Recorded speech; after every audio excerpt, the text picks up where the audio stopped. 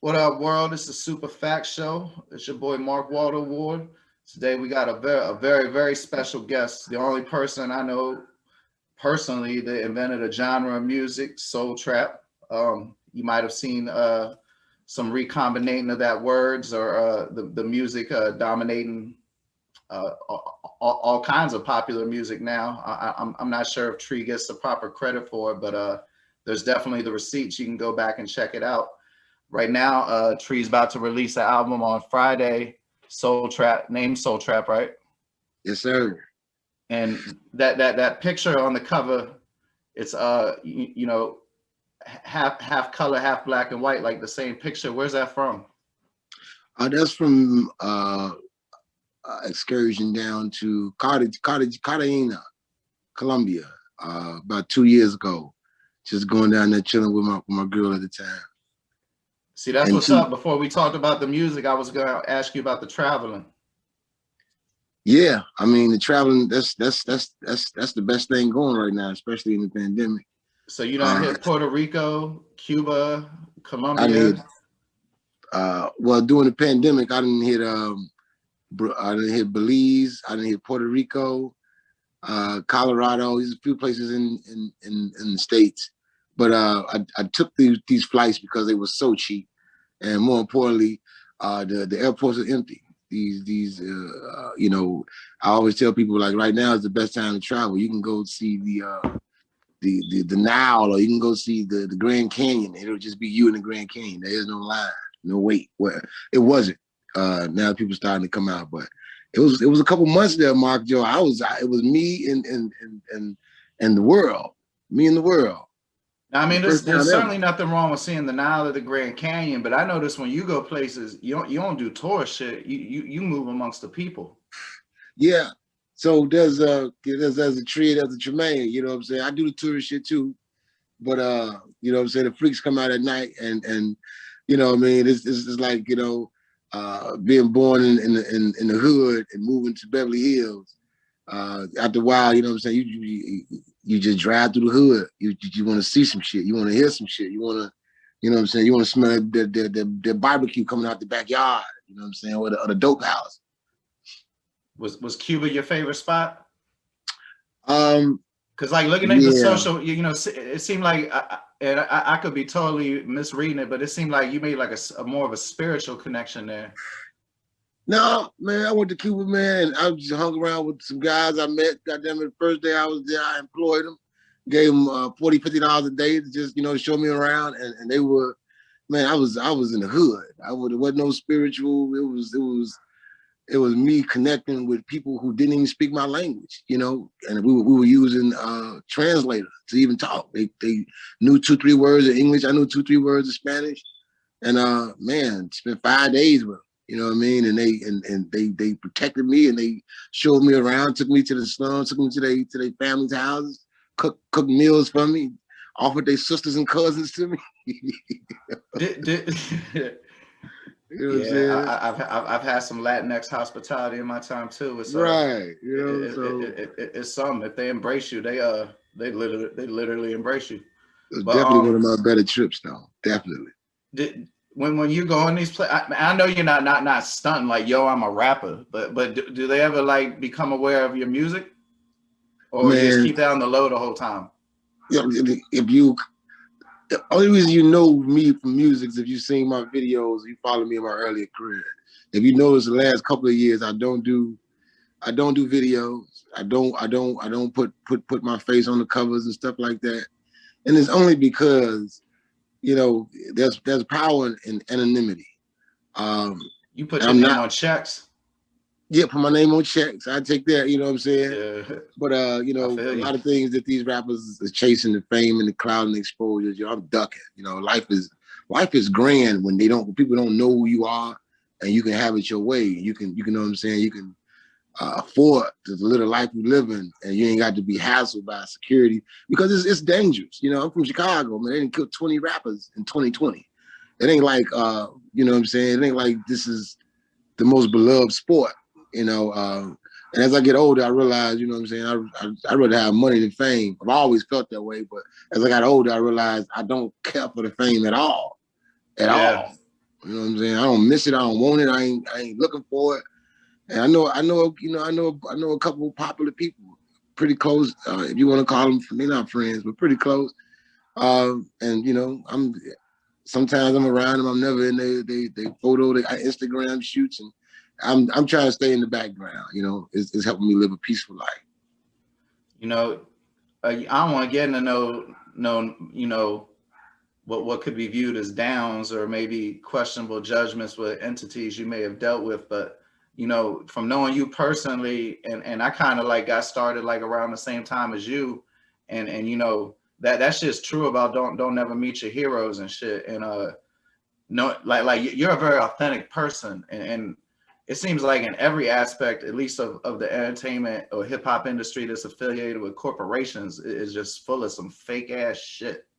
And I thought that like once you start bumping into some of that shit, even if it helped your so-called brand or whatever, and help you get more famous, which you said you didn't even have no desire for, that it like you personally would start having issues just being around that type of energy all the time, that back talking ass shit, or that I'm gonna call you to, I mean, you know what I'm talking about. You know what? And this might sound crazy. I didn't deal with a lot of that. Really? I hadn't dealt with a lot of that. Not at all. I think that in every that's good. I'm glad. In every event, in every scenario, it was usually an invite. I think that my music, my craft, and the praise around that time, it just opened up a lot of doors and gates for me. Outside of the things that I fucked up, I just think that you know, I just wouldn't. Everybody that was in the same class, there would have been the year that I was really popping. If there would have been a double XL cover that I made, I would have been the oldest guy there.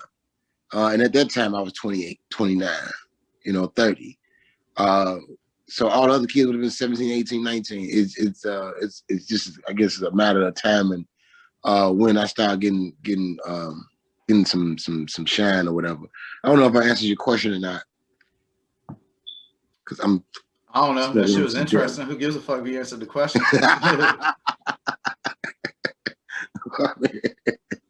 But yeah, I guess hopefully I answered that question. I'm sorry, I'm zooted like a motherfucker. Hey, I'm with you, bro. Like, well, shit. Let's talk about this album, man. Because you know, I guess I found out about you through Big Wiz. You know, yeah. I don't use it anymore, but you know, forever my password on every motherfucking website was Tree 2500, because I guarantee no one would ever guess that shit. And I saw, I don't even know how I saw that video, probably from looking at Fake Shore Drive, to be real with you. And that song just goes so motherfucking hard, you know. Man, and so that led me down the rabbit hole. I think that was like right before Sunday School came out, and I heard Pluto, Third Floor. Yeah. And what's the one, John, where you on the cover? Is it the MC Tree G? The MC Tree EP. The MC Tree G EP. Yeah, something like that. Like an EP with like 16 songs. Was it? Yeah, man. But like all those is like, and I don't just be giving out praise to everybody I talk to and all that shit like some cats do, but like I feel like all those is like straight up classic ass albums. Like, man, I still listen. Oh, go ahead. I'm sorry, can you see me? Yeah. I feel like in all of those projects, there are pieces of me that are forever classic. There's songs that I can go back and listen to, and I say, "Damn, this motherfucker was this shit, man." I wish I can get that vigor. I wish I can obtain that vigor again to write another song. But you know, as I look back, those were moments in time where I was dealing with certain things in my life. And like I say, and I was telling some other cat earlier today, you know, I don't consider myself a rapper. I feel like a rapper is somebody who gets a beat and they just rhyme, and you know, and they rhyme and you rhyme, whatever. Me, I like to tell a story. I'm reliving some shit. I ain't never rapping just to rhyme. You know what I mean? A concept record, yeah, I could do those. But a lot of my music, I like shit that I'm going through, shit that I'm dealing with, the feeling. I'm reliving that feeling. I'm reliving that feeling, Joe, of being in Vegas, having a nice suite and pocket full of money, and I'm down there with 2 broads, and I brought them with me. You know what I mean? That stuff I can and relay and to my music. You know, so yeah, those are time capsules. I feel. And the reason I brought that back up is I feel that this Soul Trap album was coming out on Friday captures like the best of all that, the best of how you matured as a musician. Cause like you got, I don't know if you got more, you got more technically proficient, right? Cause you got access to better shit. No, you know what? Now here's the funny thing about this project, Soul Trap. Some of those songs on there are 5, 6, 7 years old. Right. But I'm talking about just your path as a musician before we get to Soul Trap. Like I feel like Soul Trap kind of encapsulates, like I hear a little bit of like a lot of your different projects in there. But I also hear a lot of the more original Tree music I heard in there, particularly production wise. Yeah. And so we get to this album, and if you don't mind, I won't be overbearing with it, but I kind of like to go through it song by song. Let's do it. All right. So on the first one, on the first song, Soul Trap, fans ask what happened. Does that happen to you a lot? Yeah.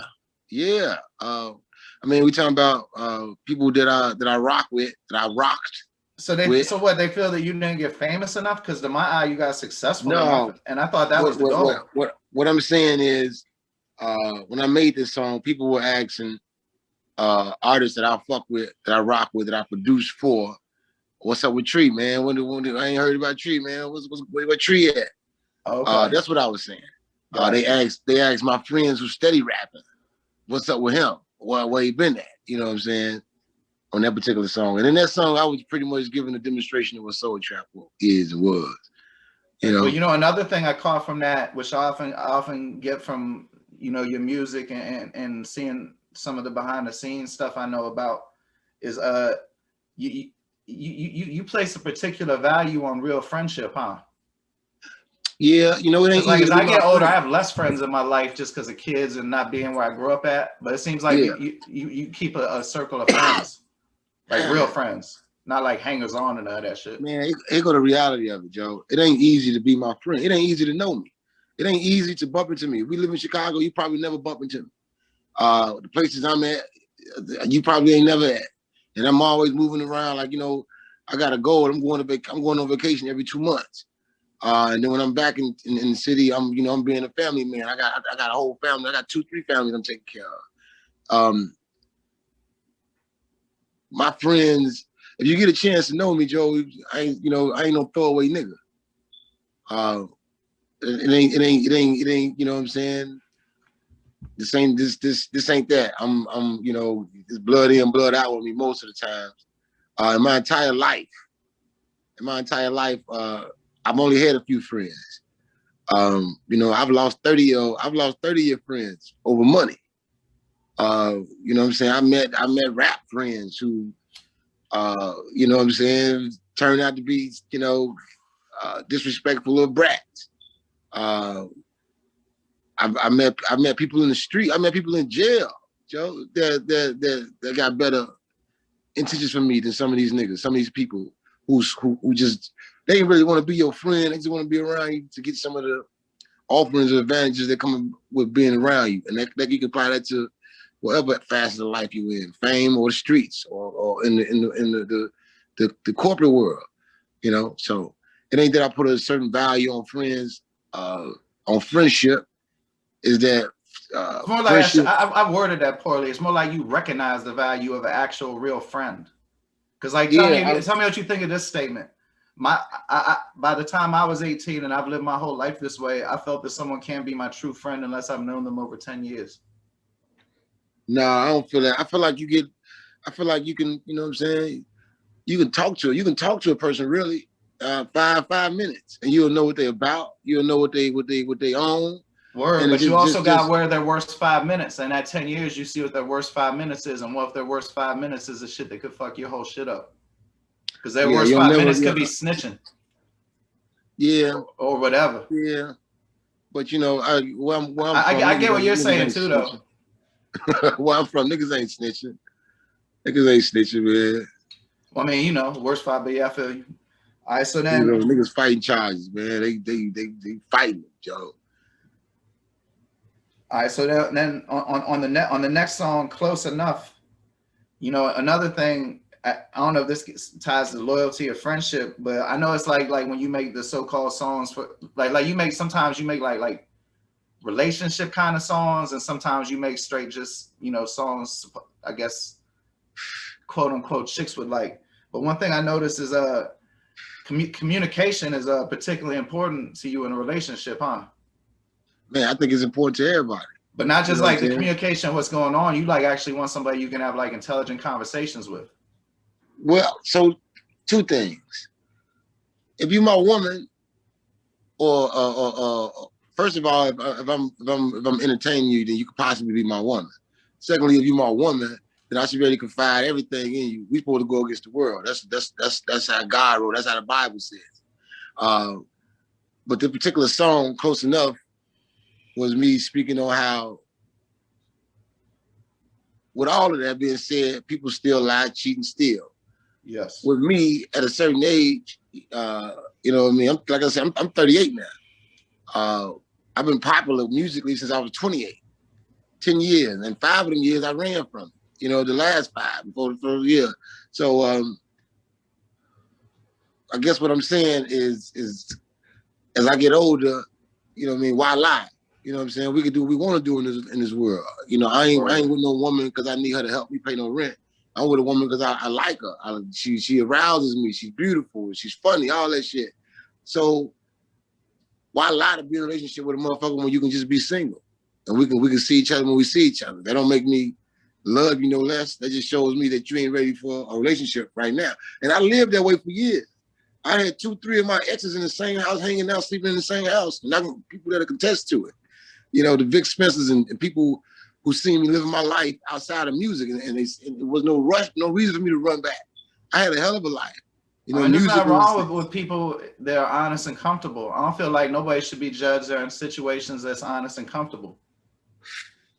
Hey, this is right now is the first time ever in my life I ever been with one woman.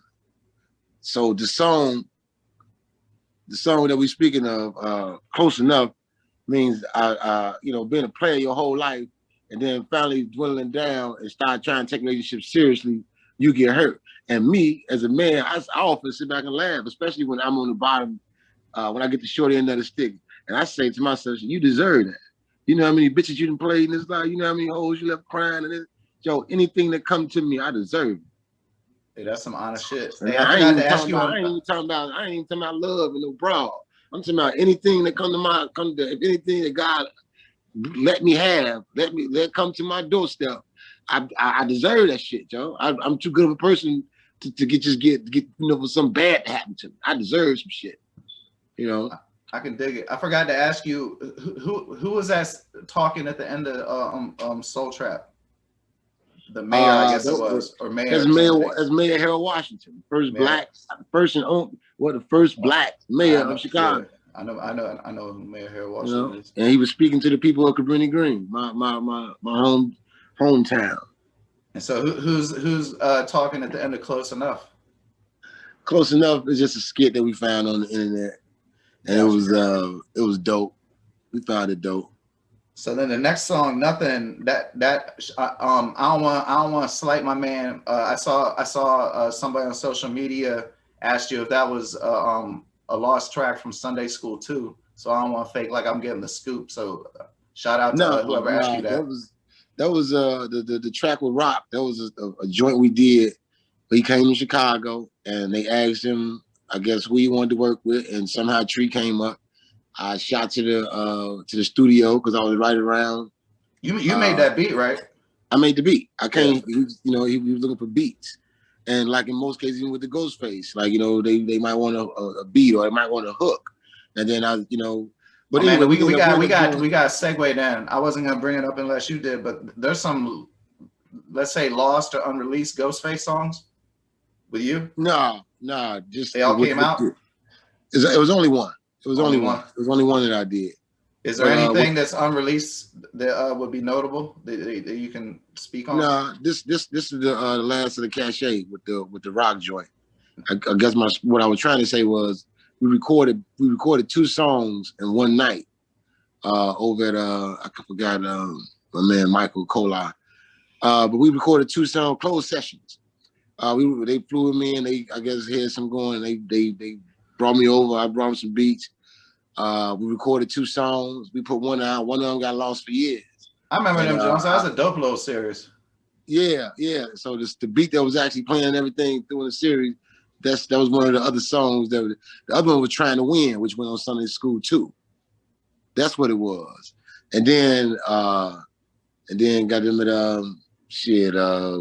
I reached out to Michael Kolar, he sent me the files, I mixed it and shit, here he is. But I've been sitting on that track like since we made that shit. I don't know, that was years ago.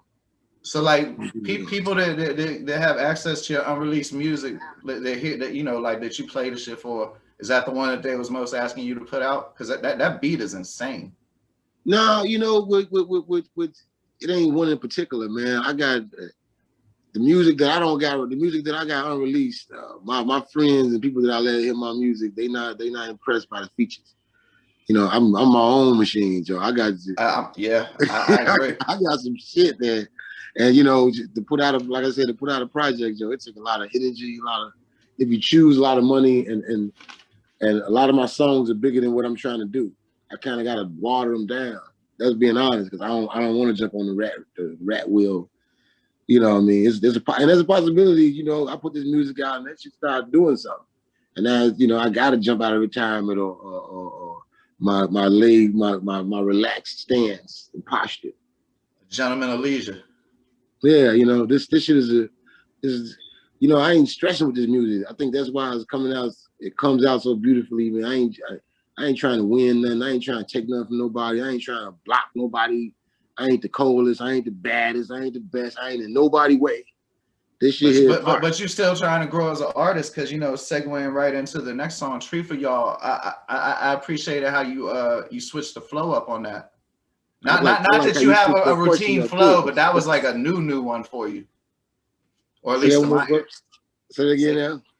I said, not like you always rap the same way. You definitely got mad different cadences, patterns, and everything. But I thought on "Tree for Y'all," you had like, that's the first time to my ear that I remember you ever rapping like really like that.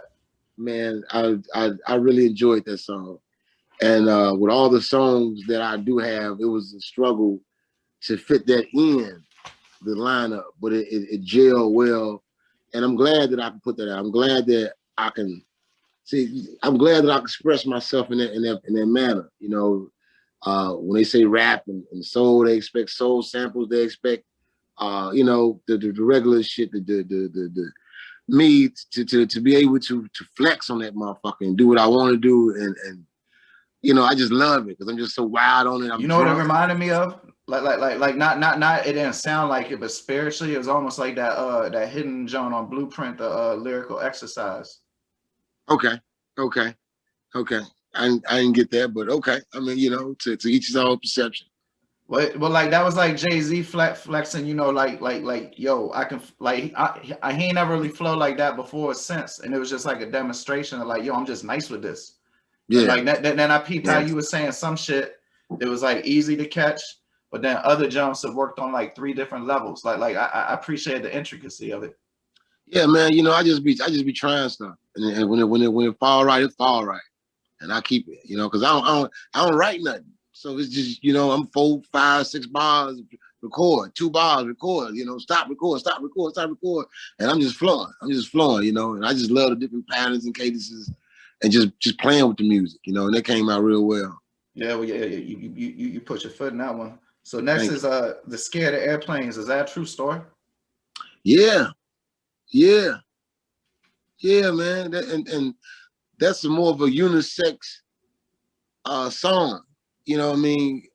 Because obviously I'm talking about a woman, but there's parts of the song where I'm talking about how I turn my friends up, my homies. You know what I'm saying? I put them on the game, and the reality of it is, like I said, when you meet me, it's kind of a life bond, you know. Sorry, somebody just tried calling me. It's all good. It's it's a lot of shit, man. I have fun, right? Man, you know what I'm saying? I ain't stuck at no job, you know. I collect rent from a couple different buildings, man. You know, I get a couple dollars from this music. So, you know, I have a great time, especially with my woman, and then with my homies. Even, you know, turn them up. We got them. We ball out at the bars, and we just have a great time. Ain't nobody got no guns. We ain't trying. It's just a beautiful. The energy is good. You know what I'm saying? I feel good about myself. I feel good about how I impact the people around me, how I turn them into leaders, and You know, I'm glad you said that, but I'm sad that you even have to say that just because you're from Chicago, that you gotta make it clear that you don't got guns. Because I mean, yeah, for man. anybody who doesn't know, every black person from Chicago don't got a gun on them. Yeah, yeah, and there's pockets where you can live that way, but if you entertaining any nigga shit, any bullshit, you get what come with it. And we all have to, you know what I'm saying, tread the fence and straddle the goal line, but you know what I'm saying, everybody ain't necessarily stuck. Everybody ain't necessarily fucked up. Everybody ain't necessarily in danger of getting killed in Chicago, you know. I mean, we could talk for an hour about the demonization of the black male in Chicago in particular, but Yeah. so the next song, this is what you waited for. You know, I don't know if you're into the NBA or not, right? But I remember the last year Kevin Durant was on the Warriors, and they fell behind in a first round series unexpectedly, and the media was like, "Yo, what's up with that?" And he just responded with, "Man, I'm Kevin Durant," as if that answered the question. Like, "Yo, you know, we gonna win," which they did, and all that shit. Before he tore his Achilles, they probably would beat the Raptors. That's neither here nor there. But Right. that's the vibe I got from that song. Like you was just saying, like, "Man, I'm Tree." But You know what? I it's had like made this that shit beat. was fucking dominant. That is a Thank you, brother. like that's Thank what you. I would label that song as dominant. Thank you, brother. I had made this beat and the motherfucker was just so powerful. I'm just playing it on my speakers loud in the motherfucker. And I ain't touched this beat in weeks. And then I finally, you know what I'm saying, sat down and that's what came out. It was just a lot of rapping and my truest. I don't know, man. I can convey my feelings over a beat. You know, I can really tell. I can really say what's on my mind, how I feel, and I don't care how you know what I'm saying, how vulnerable I may come across. You know. I mean, why should you though? For real, if you I making mean, honest music. there's a million reasons why I should, but it further goes into what we say, Joe. I ain't got nothing to prove. I ain't out here trying to sell myself. I got a fan base of people that, you know, make me happy. You know what I mean? And I make a few dollars, so you know, I mean, I'd rather be me. I feel like I can say what I want in this world because I don't really got no cut cards, meaning that, you know, there ain't nothing about me that if somebody brought to light, I'd be ashamed of or wouldn't have an explanation for. You know what I mean? And like that's a great way to live. Yeah, yeah. All right, so next we got Floating. If this So was like a traditional album cycle, would that be the single? I would have to say, yeah, yeah. That's a song I've been sitting on 4 years, 4 years, and that's one of those songs that people say you should put that out. You know, it was this motherfucker here is hitting, and I just kind of made that song just sitting at the computer, punch recording, and she knocked it out in, you know, 20, 30 minutes, and it became a classic. You know, it became a classic of mine, and Yeah, that I shit. wanted to. That's the right And word I don't know for if it. you noticed, but you know, I labeled the project obviously as soul trap, but the first few 5 songs are of soul origin, along with the rock and roll sample, and then the last 6 are trap, like trap. That's reflected Trap. on by the cover, how the trap is black and white. Yeah.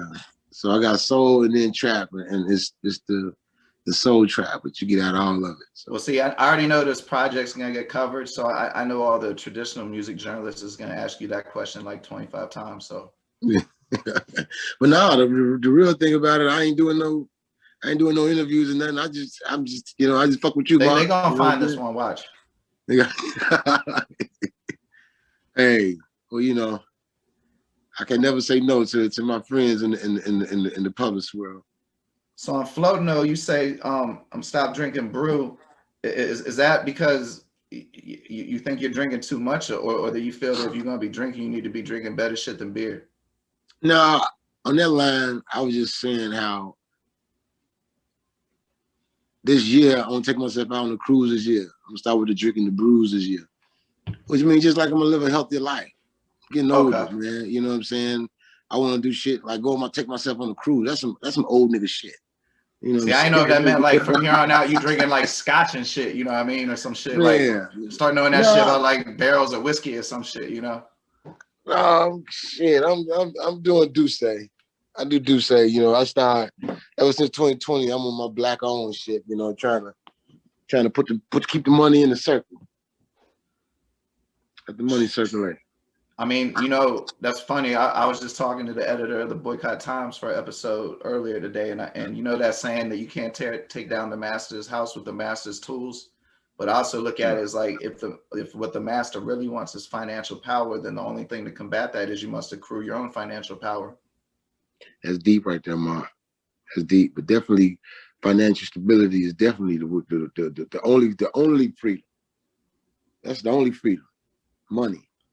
I don't think that gets mentioned enough. You know, they talk about COINTELPRO and all the things that are clearly, you know, examples of systemic racism. But I think the most insidious thing is considering is fostering this attitude in the Black community that entrepreneurship isn't possible outside the realms of entertainment or illegality. Yeah. Or like yeah. barber shops. Yeah, but I think that you know what? Before 2020, I never even seriously considered or gave attention or you know, I never even thought twice about racism and racists until it was thrown into the forefront of our eyes. And the most hurtful part about 2020 to me wasn't the coronavirus, wasn't the, you know, all other shit that the raid, was the most hurtful, horrific, horrifying shit is the reliving of America's past with Black folks. Now I got white friends, have had white friends since I was a young kid. Living in Cabrini Green, we've always had white people living around Cabrini Green, the downtown Chicago area. I've always had rich, affluent people in my life. The fact that, you know, I lost some friends this year. I lost some friends this year. Because the fact that I have to defend myself and the truth, the fact that I have to tell everybody the truth about 20 other instances, events, times and places. I got to show 20 examples of why you should believe me for this one shit that we all see on fucking camera right now. And that was the worst part of 2020 for me. That was the worst part of 2020 for me. And it just, I have to, like I said, you know, even like with my white friends, you know, I put a song out, Policeman. Got me wondering how my white friends feel. I'm a nigga, and I might get killed by them. Yeah, check out the extremely long article I wrote about that on Dirty Glove Bastard. Google Policeman by Tree. I'm pretty sure I read that. You know. Yeah. I interviewed you about it. We went in depth on it. Right. Okay. Cool. So my point is, how can you love me? And I put this in perspective of my own self.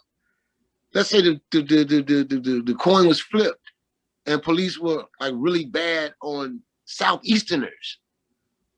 And I have a Southeastern, you know, friend. And they're doing all this hideous shit. And I see the struggle that they're going through, and I hang out with this person. I go to their house, I come around their neighborhood, I take them out, we get drunk, we fuck bitches together, we travel, go around the world together. How can I sit back and understand that they're being controlled, they're being demonized, they're being killed off. They're not You're preaching to the choir, bro. They're not getting financial help. They're being, the laws are catered around locking them up. We won't give them, you know, we won't send them to school for free. won't give them Man, free I health feel care. you We won't so give them hard. free. I'm that flip side of the coin. I mean, you can vouch for it. I was saying My that shit point way. is, how can I be Yeah. a How can friend they? of that person, or consider myself really down with that person, and Because not they're not really feel down like with their you. plight is not my plight? How can I Man, not I post feel you. one South Asianers Lives Matter post? How can I not go to bat? You'd fight a motherfucker in a bar with me, but you won't fight the system for me, with me, when the world doing it. Yes, sir. So and you know, maybe I came across as the mad black guy this summer, but you know, I don't give a fuck. Because once again, I'm not trying to be David Letterman. I'm not trying to, you know, I'm doing tree. This is all I've been though, you know. And if 2020 when it happened, you know what I'm saying? Shit, a lot of things would still be in the dark. I mean, if you try and put truth into the universe, unfortunately, sometimes the best way to do that is to be harsh. Yeah. And you know, if people didn't like that, then that can reveal their character. I mean, I think while that is definitely sad. On top of that, it's sad that people gotta stop being your friend as opposed to like disagreeing and learning. They didn't stop being my friend. Shit, though, the way they reacted, you had to stop being their friend. I got people calling me to this day, calling me out. Got people calling me to this day. I just ignore them. You know what I mean? And I took my friendship from you, Joe. You don't meet another tree. You don't meet another tree. And you know, I guess I can't convey it through conversation. You just have to know me. You have to be around me. You know, anybody that was friends with me that we not cool no more, Joe, they lost a real one. And you know what I'm saying? I ain't boo-hooing about it, because this is also a life in which we create bonds with people, and we also can dismantle them, and ain't no motherfucker permanent. Word. And you know, as long as I've been of sound mind body, it's been me versus everybody. Got you. All right, one more thing on floating. You said I do everything that people with deals do. So without getting into your business, so you can politely or rudely decline to answer this, what's the secret? Real estate. Real estate. You know, Everybody says that. And you know, I caught a building years ago for 13,000. I caught another one for 23,000. Fixed it up, sold it for 195. When you say fix it up, what do you mean? Like you're doing work, you're hiring contractors. Yeah, you know what I'm saying? You fix it How up. time consuming is that? And you was releasing music and shit, bro. Hey, Jesus. I tell you what, Mark. Let's say you got 50 grand. You buy a building for 23. You put the other 27 in fixing it up. Let's say it take you a year. You just spend 50,000 on this building. You sell it for 190,000. You done made 150,000, 140,000. Does it matter how long shit? Let's say a year. Let's say 12 months. Motherfuckers got to work 4 jobs to make $140,000. Right. You know, and like I tell you, financial freedom is the rap. Financial freedom. Man, I totally agree. And if you learn how to make money or create yourself a business LLC, and you start living and taking care of your family, you give a fuck less about what motherfuckers got to say. You know, man, really, Joe, you're not. My music ain't braggadocious. I ain't talking about no diamonds and this, that, and the other, and who at the band. I'm telling you real, Joe. Shit, nigga walk around small bag on me. I ain't even got a bag on me, but I'm big homie to my little homies. You know, man, that's what it is, Joe. Yeah, nah, you definitely got a unique way of like encapsulating. And this one, I ain't trying to be all cliche music journalist, but you got that way of encapsulating like a scene within 2 lines for those who are aware of it. Like again, I hate being all cliche, but like that shit's so visceral sometimes. But so the next song, Ain't Gonna Trip. Who's that rapping on the song with you? That's King Louis. Okay. That's King Louis from Chicago. No, I know who he is. I ain't the front. I'm not that familiar with his music. I mean, you can't know everybody. There's like 1,000 people rapping. I know who he is for sure. He's a Chicago legend. He's a drill rapper that I respect. Oh yeah, I just made myself look bad because I definitely am aware. I know who King Louis is, but okay. You know, it's for me it's ironic that I finally put out a track. I had this track for a couple years too. But when I first started making the headlines and getting written about, they used to always compare me to the drill scene in Chicago because everybody was doing drill and I was the only one that was doing soul trap. And many a times they pit me against him. They pit me against Keith.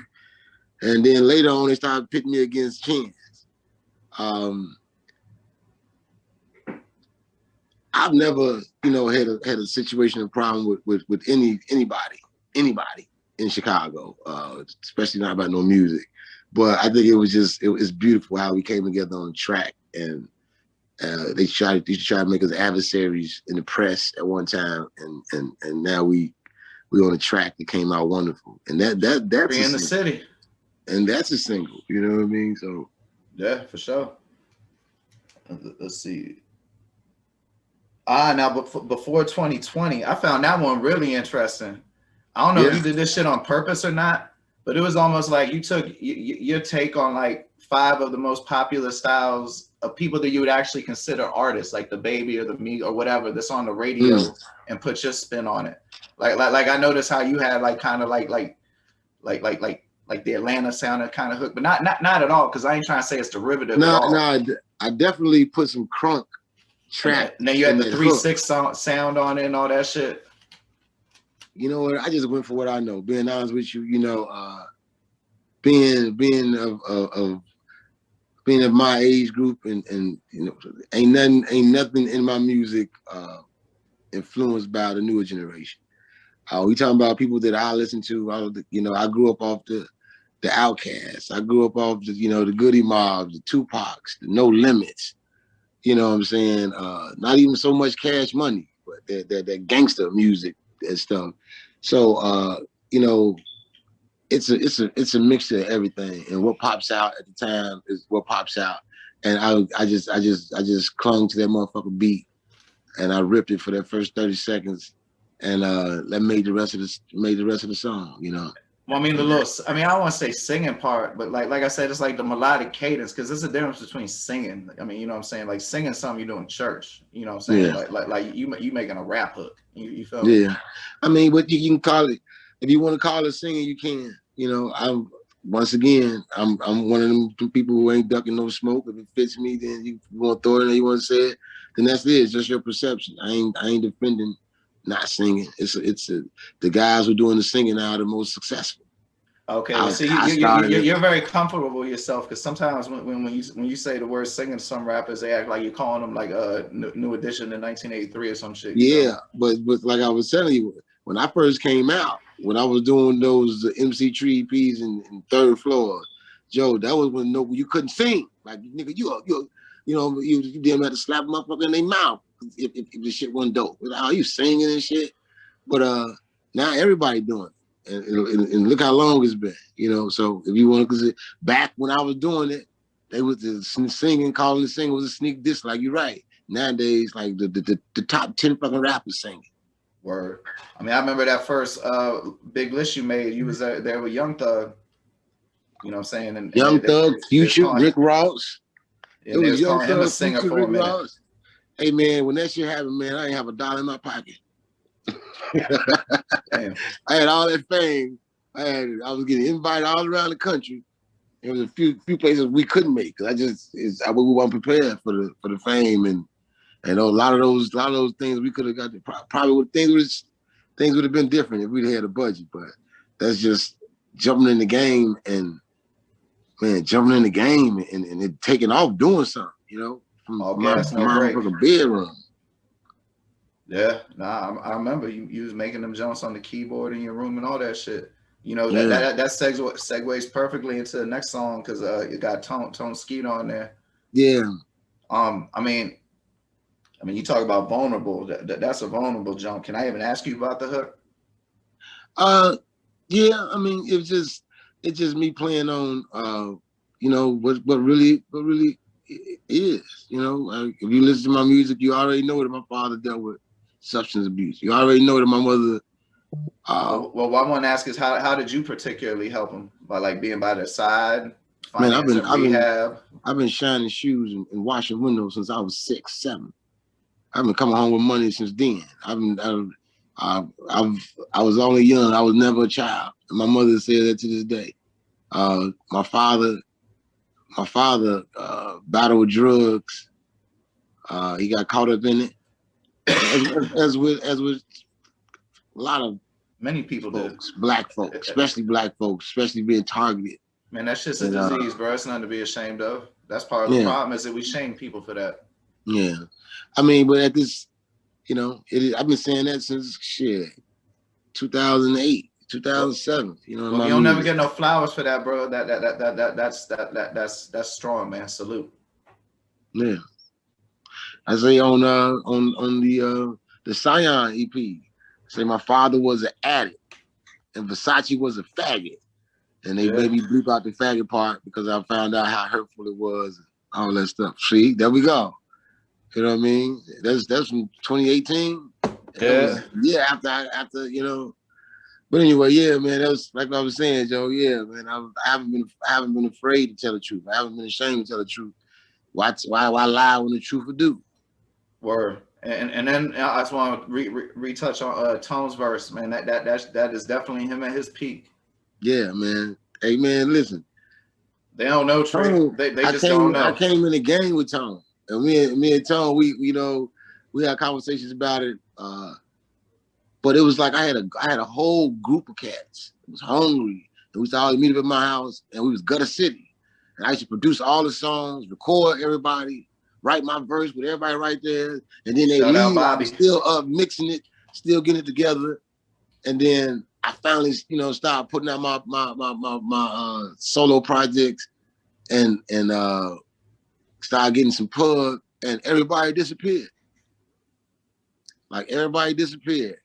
And like Tony said, I still hold a grudge from to this day, but that's not true. But he went on and started a trucking company, and did his own thing. And I found my way slowly but surely. But we back now, and I'll bring this up because I'm gonna actually produce a Tone Ski project. I'm gonna produce him a soul trap project, and What's up? and go from there, Joe. So I'm excited about that. But yeah, I got Tone Ski back on the project for the first time in a while, other than Tree featuring City. Well, he was on the Victory project, the Tree and Vic project. You know Yeah, what I I'm saying?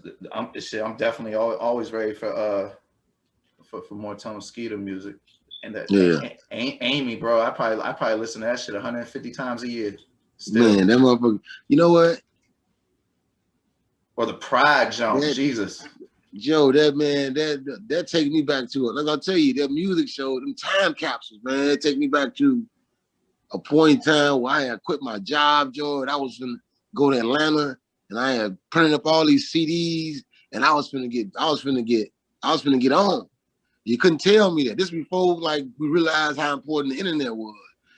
Man, so it wasn't I put out an album and motherfuckers started liking my shit. I shouldn't talk about it. It was years before that, the footwork and the groundwork I had put into my name, and to even be respected, Joe. And then people started listening. It was a lot of lonely nights, Joe. A lot of hard nights, Joe. I'm sure, cause like I remember when I first when I first started hearing them songs. So actually creating them shits, I imagine they must have left a hell of a mental impression. But then so after that, we get to the last song, How Them Kids. Before we even talk about that song, I noticed you said doing goofy shit. And people in Chicago use the word goofy a little bit different. How would you define goofy? Goofy is like stupid, like asinine. It's idiot. It's idiot shit. Goofy, bad, not good. Counterproductive. Counterproductive. So, you touch on the subject of fatherhood a lot. From what I see, I like how you be imparting knowledge. What do you think is some important things to teach your kids that they ain't gonna get in school? Save your money, the value of a dollar, self-preservation, Word.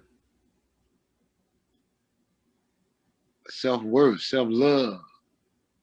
It's 10 different selves. Self-improvement, all that, you know, those are things school teaching 1 + 1. And where the UK is from where the United States is, different between Mexico and Canada. We gotta teach them everything else. Interest You rates. know? I'm trying to make sure all my kids learn what interest rates are. Yeah, financial literacy. Because that seemed to be the biggest trap across all socioeconomics.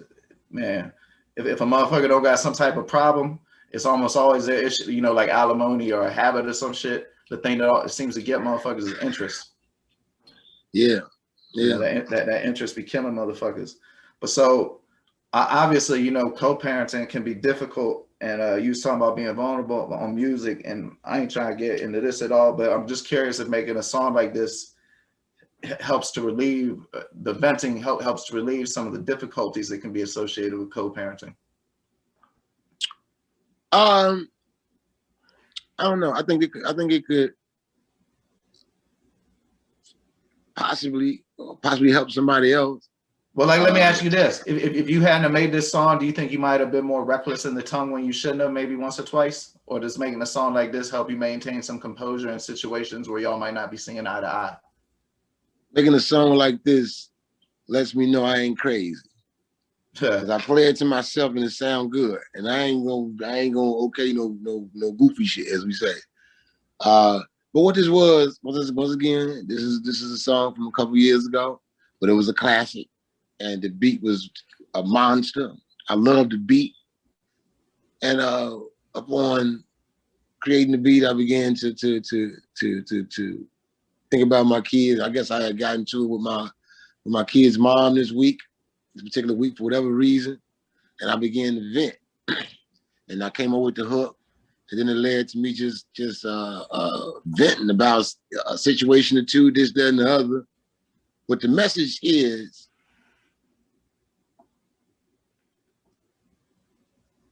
women can at times bring the worst out of a man. It's a fair statement. Over things involving jealousy, their children, their money, their house. Like, you know, because women, after a while, they understand, or most women understand their worth, they understand their strengths. And a good woman or a bad one, will put it on your ass. How you out in the cold. Yeah, they'll definitely figure out what your button is and how to push it. You're right about that. Yeah, and not even so much push your button, but push theirs. And because there is a conversation that needs to be had, and every man has to go through this, but we rarely talk about it. You got to respect that woman, and she's gonna draw that line. And whether she got to hit you in your shit, or ignore you, or make you cry, or put you in jail. Now this can, because man, we masculine, we trying to control everything. A woman will put you in your place. You know, the right woman is almost the closest thing to God. In my eyes, because you know I had a mother. I have a great mother, and she's the closest thing to God to me. I don't know no being more pure, you know, more giving, more selfless, and that's what heaven looks like to me. So like I said, with every woman, there comes a point where she gonna let you know where she stands, and she ain't budging from that spot. And if you touch her, push her, not even physically, but mentally or financially, and she got to show your ass, she's the most pure. Fuck your enemies, a scorned woman. Yeah, a scorned woman. How you Shakespeare knew about it, right? So, in this song, I'm just understanding how my kid's mom irritates me, even though she knows I'm a great father, or I'm a good father, because there is no great. There's only good. She heard it? No, but at the same time, you know, I got family that have never heard my music. Gotcha. I got family that have never heard my music. and it don't like I don't force it on people. Like I'm somebody Yeah, because of the unique. fans. You so unique, man, bro. Like everything is unique because I already knew you ain't the one. Like most motherfuckers, if they got to the level where you at, they like let's say there's a family reunion, right? Back in 2013, they would came to that bitch with a box of CDs and been somewhere near where people was coming into the joint at. You know what I mean? Yeah, I could always tell you was never that type. yeah, Like the nah, only self promotion you was into was into merit-based self-promotion on how good you thought your music was. You know, no stunts, and I didn't no even do clout that. You chasing, know, no thirsty shit. all the blogs and the Oh, now, bro, listings and sometimes you talk your shit. Don't even I fake. mean, only amongst friends though. I feel and so in the music, you know. But I can talk some shit. I can Of talk some course, why shit. You know not? what I'm saying? I can talk Not, some shit, but I not don't that you do enough to should. where you want to kill me. You Yeah, know, and man. that's important. You know, you gotta have that balance. You can't. You know what I'm saying? You gotta have balance. You can't be the cutest nigga with the longest dick fucking all the girls in the neighborhood. One of these niggas gonna kill you. You can't fuck everybody. Shit, I heard that. One of the last things I wanted to ask you was you about the album, and then I got a couple loose thoughts so we can get out of here. But was you playing piano on any of that? Man, it's post production on 50% of it. The first couple joints, other than the rock, I don't have post production. I didn't play it. I can't play keyboard at all. I had an artist come in and he ran through a few things and he plays for a church and I'm going to do some more work with him. He's great. I can't even think of his name right now. Yeah, that's why. That's well, damn. Well, that's why I was But gonna it ask was because years. It was it's top years flight. ago. Say it again. I said, damn, it's a shame you don't remember his name because if it was you or whoever, you know, I want to get credit because that was top Yeah. flight. Like they got I can't think of his name, Joe. he got skill. I got him saved as the keyboard man. Shit, well, shout out to the keyboard man. Like The keyboard I man. definitely his presence, you know, some And Ty, shit you notice, some my shit you man's don't. Ty Hill. My man Ty Hill, he did a lot of good hard work for me in post production, with the mixing and everything. And he would do his ideas. He's a brainchild as well. I fuck with Ty Hill. Man, yeah, shout out to Ty Hill. I definitely got fuck with Ty Hill too. Y'all got one or two projects together. It's like you got like 20 albums, bro. It'd be hard to remember them all. No, he did Count on Me. He did G Shit on Sunday School too. He just produced a couple tracks from me. I can't even get no tracks from him. I said, well, I asked him last time. I said, when you gonna give me some tracks? He said, when you gonna start rapping again? And then Shit, maybe while we you was get them mixing now. this, while we was mixing Soul Trap, we just kept on mixing. I ain't say nothing. Started smoking, started joking about some other shit. You know what I mean? All right, so last thing before we get out of here, I know you're glad to see the Bobby Shmurda's home. Man. You got some personal experience with Bobby Shmurda. Is that story available for public consumption? Man, you know, it is, but you know, at this point, what has been 6, 7 years, 8 years since then? It is, you know. To your credit, you were never like bitter complaining. Yeah, nah, that ain't my claim to fame. Or even say that they made the wrong. You ain't never none of that. You just said, nah, you know, that's a choice they made. You know what's funny? Like when I see Bobby in his video and he got the moves and shit, and I said, man, this nigga pure energy, Joe. He remind me of he remind me of the coolest niggas in the project. And I was, you know what I mean. And I told you at that point in time, Joe, I was done with music, Joe. It was years I was doing music, and I was tired of this shit. I was tired of. I just wanted to hide under the rock. You know what I mean? Wasn't enough money coming in for all this fucking fame, and being famous in Chicago, it wasn't like I could go get a job. You know what I'm saying? I'm highly qualified, but ego and me being young and stupid. I just had a baby. Look, I want this shit to go away. I want this shit to go away, man. And you know, man, so I was still top 5 producer rapper the year after I quit, and I hadn't even put out no music. And man, Joe, the times after that, Joe, just coming to get to where I am right now. I mean, like I tell you, I stopped rapping And so, man, I was nigga like me drove Uber for a couple months. So, and that's real talk. And my fucking faces in the newspapers and everything, Joe. And I would pick motherfuckers up, and they be like, "Ain't you Tree?" One time I picked up No Name Gypsy, No Name. Damn. She said, "Ain't you Tree?" I said, "Yeah." And then she was cool. I said, "Joe, we should do some music." She said, "You ain't just saying it because you picked me up in the Uber, are you?" I said, "Nah, let's do some music." And then we swapped information. And then I was on fuck music, so we never did no music. But she never said nothing about that. That's Mark. I ain't never told nobody this story. That's what's up. You know what I'm Shout out saying? No So I Name. went from not making music and famous, not making no money and famous toward the, I don't remember what year it was. And then I had to, you know what I'm saying? I had to check myself, Joe. I need to get my life in order. I was in my 30s. I don't know what I was in my 30s. I ain't had no money saved. I was just famous and getting on somebody tour here and there. So you hustled up some money, made smart investments, and now you're at a point that you can live off your investments, release music at your own pace, and not vacation at will, but frequently. Wait. Let's not forget. I found out that. So I had put out the Sunday schools. I put out all my shit, and I had a management team, and they had all my music streaming, and I was the biggest thing out, I guess, in Chicago at the time. Man, found out that they had been collecting all my money. So they've been collecting all my money, and here I am broke. I can't even go from show to show. And turned out it was a mistake, and they cut me a check. And it took them 6 months to give me the rest of it.